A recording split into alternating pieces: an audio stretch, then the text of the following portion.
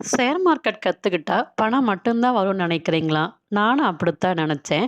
ஆனா, அத கத்துக்க ஆரம்பிச்ச பிறகு தான் தெரிஞ்சது, முதல்ல மாறுனது என்னோட பேங்க் பேலன்ஸ் இல்ல. நம்ம மனசு, நம்ம யோசிக்கிற விதம், நம்ம தன்னம்பிக்கை, நம்ம முடிவெடுக்கிற விதம். இதுதான் மாறும். ஆனா, இத பத்தி யாருமே சொல்லியிருக்க மாட்டாங்க. ஷேர் மார்க்கெட்னாவே பணம், பணம், பணம் அப்படிங்கிற அந்த மைண்ட்ல தான் கொண்டு போயிருப்பாங்க. இந்த வீடியோ நீங்க பார்த்தீங்கன்னா, உங்க மைண்ட் செட் கண்டிப்பா மாறும். வாங்க வீடியோக்குள்ள போலாம்.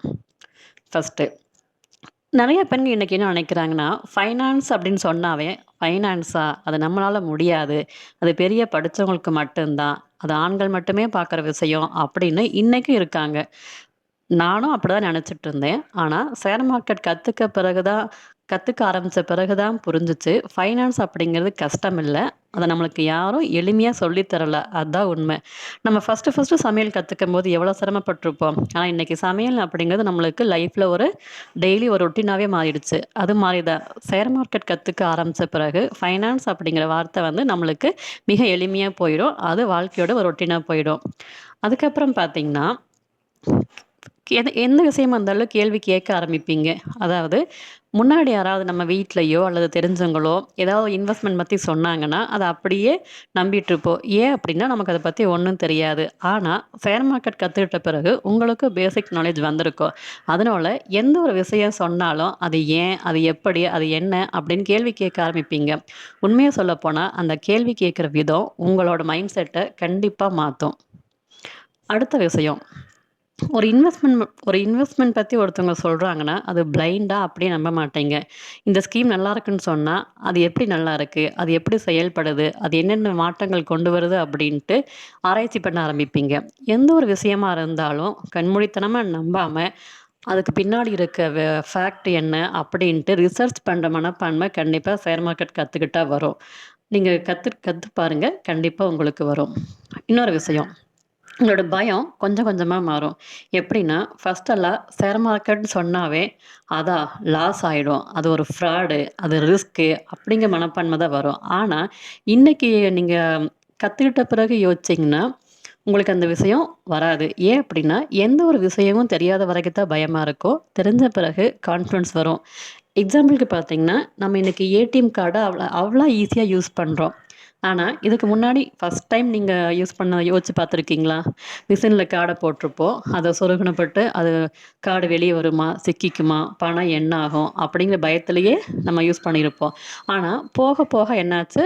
பழக ஆரம்பிச்சோம்.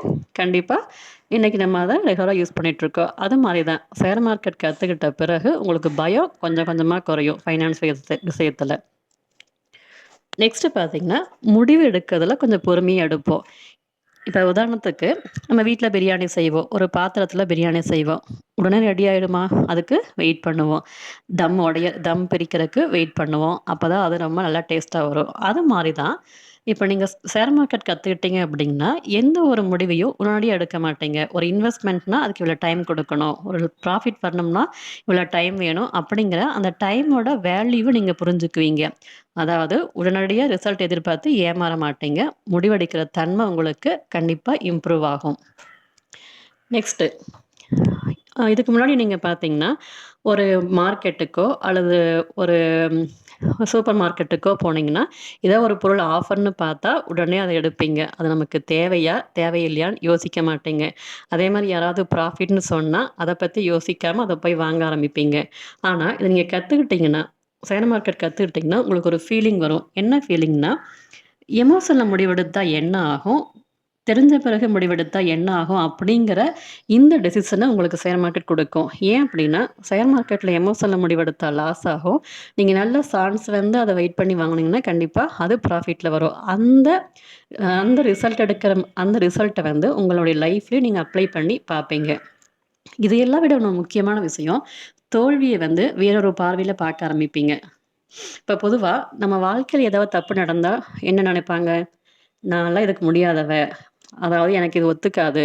நான் இதுக்கு வேஸ்ட்டு. அதுக்கு லாயக்கு இல்ல அப்படின்னு ரொம்ப சோர்வடைஞ்சு போயிருவாங்க. ஆனா ஷேர் மார்க்கெட்ல அதுக்கு வாய்ப்பே இல்ல. ஏன் அப்படின்னா, அங்க வெற்றி மட்டுமே நிரந்தரம் இல்ல. தோல்வி இருக்கும்.